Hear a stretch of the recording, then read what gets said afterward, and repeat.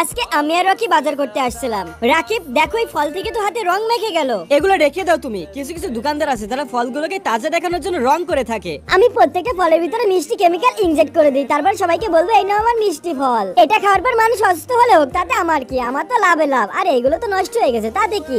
এর ভিতরে দিয়ে দিই, তারপর একটু কেমিক্যাল দিয়ে দিই, আবার নতুন হয়ে যাবে। এবার এগুলো 2 মাসের আগেও নষ্ট হবে না। এই ব্ল্যাক মার্কেটের লোকগুলো তো অনেক ভয়ানক দেখছি। শুধু এখানে না, বড় বড় শপিং মলে ঠিক একই অবস্থা। জেরি, স্ট্রবেরি সমস্ত ফলে একই অবস্থা। রাকিব এই কিসমিস গুলো দেখো এরকম কেন?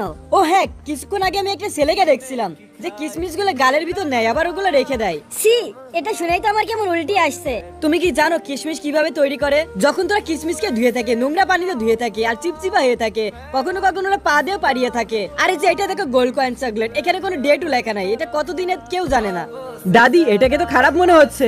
এটা ফেলে কেন দিচ্ছ? এটা দিয়ে আমরা নতুন আবার তৈরি করতে পারি।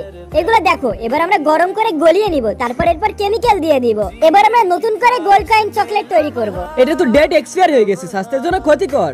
চুপ কর, আমার তো শুধু টাকা আসলেই হলো, মানুষ অসুস্থ হলে আমার কি?